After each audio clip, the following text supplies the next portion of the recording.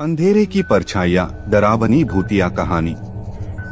इस वीडियो में सुनिए एक रोमांचक और डरावनी कहानी, अंधेरे की परछाइयाँ, जहाँ तीन दोस्त एक प्राचीन हवेली के रहस्यों का पर्दाफाश करने निकलते हैं। हवेली के अंदर छिपे भयानक भूत, शापित खजाना और खौफनाक परछाइयों का सामना करना उनकी जिंदगी का सबसे डरावना अनुभव साबित होता है। क्या वे इस शाप को खत्म कर पाएंगे या हवेली के भूत हमेशा के लिए उन्हें अपने जाल में फंसा लेंगे? जानने के लिए इस कहानी को अंत तक जरूर सुनें। अगर आपको भूतिया कहानियाँ और डरावनी किस्से पसंद हैं, तो इस वीडियो को लाइक और चैनल को सब्सक्राइब करें। गांव के बाहरी इलाके में स्थित एक पुरानी हवेली के आसपास अजीब घटनाएं घटने लगी। कहते हैं कि इस हवेली के भीतर अंधेरे की परछाइयाँ छिपी हुई हैं, जिनकी सच्चाई जानने की हिम्मत अब तक किसी ने नहीं की। जब एक युवा लड़का अपने दोस्तों के साथ इस रहस्यमयी हवेली की सच्चाई को जानने का साहस करता है, तो उसे कुछ ऐसा मिलता है जो उसकी कल्पना से परे होता है। ये कहानी है अंधेरे में छिपी परछाइयों की, जो सिर्फ डर ही नहीं से थोड़ी दूरी पर एक को सामने लाती है, जिसे विक्रांत हवेली के नाम से जाना जाता था। इस हवेली के बारे में गांव वालों का कहना था कि इसमें बुरी आत्माओं का बसेरा है। दिन में यह हवेली किसी आम पुरानी इमारत की तरह दिखती थी, लेकिन रात होते ही यहाँ से अजीब आवाजें आने लगती थीं। कई लोगों ने हवेली के अंदर जाने की कोशिश की थी, लेकिन कोई भी वापस लौटकर नहीं आया। गांव वालों ने हवेली के आसपास का इलाका ही छोड़ दिया था, लेकिन राहुल नाम का एक युवा लड़का इस हवेली के बारे में कुछ और ही सोचता था। राहुल हमेशा से रहस्यों और डरावनी कहानियों में रुचि रखता था। उसे यकीन था कि इस हवेली के पीछे कोई न कोई राज जरूर छुपा है।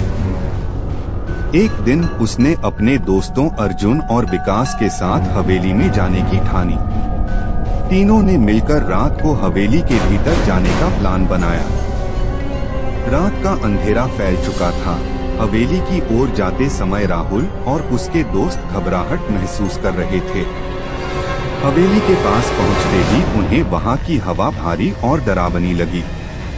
अर्जुन ने कहा, क्या हमें सच में यहाँ आना चाहिए? लेकिन राहुल का हौसला अटूट था। उसने हवेली के दरवाजे की ओर कदम बढ़ाया।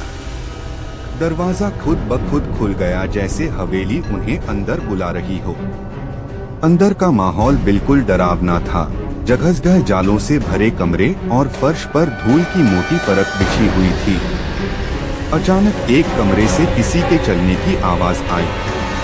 तीनों डर गए, लेकिन राहुल ने दोस्तों को शांत रहने को कहा और आवाज के पीछे जाने का फैसला किया। वह कमरा हवेली के सबसे पुराने हिस्से में था। दरवाजा खोलते ही उन्होंने देखा कि कमरे में एक अजीब सी परछाई थी। पहले तो उन्हें लगा कि यह उनकी ही परछाई होगी, लेकिन जैसे ही उन्होंने एक कदम आगे बढ़ाया, वह परछाई गायब हो गई। विकास ने घबराकर कहा, यहाँ से चलो, यह जगह ठीक नहीं लग रही। मगर राहुल ने उसे समझाया कि उन्हें यहाँ से जाने से पहले सच का सामना करना होगा। राहुल को हवेली के बारे में गांव के एक बुजुर्ग से कुछ कहानियां सुनने को मिली थीं। उन्होंने बताया था कि यह हवेली कभी गांव के सबसे धनी व्यक्ति ठाकुर राजवीर सिंह की थी। ठाकुर अपनी पत्नी और बेटी के साथ इस हवेली में रहते थे, लेकिन अचानक एक रात पूरा परिवार गायब हो गया। कहते हैं ठाकुर की बेटी की आत्मा इस हवेली में भटकती रहती है। राहुल को इस कहानी पर यकीन नहीं था, लेकिन आज वह अपनी आंखों से जो देख रहा था, उसने उसे अंदर तक झकझोर दिया। राहुल, अर्जुन और विकास ने खजाने की खोज शुरू की। हवेली के भीतर उन्हें कई मुश्किलों का सामना करना पड़ा।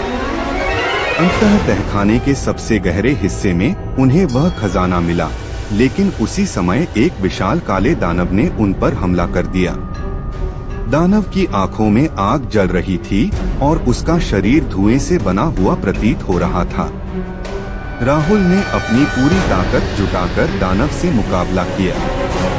वह जानता था कि अगर वह हार गया तो उसकी आत्मा भी इस हवेली में फंस जाएगी। आखिरकार राहुल ने खजाने को आग के हवाले कर दिया और दानव एक जोरदार चीख के साथ गायब हो गया। खजाना जलते ही हवेली की सारी बुरी शक्तियां खत्म हो गईं।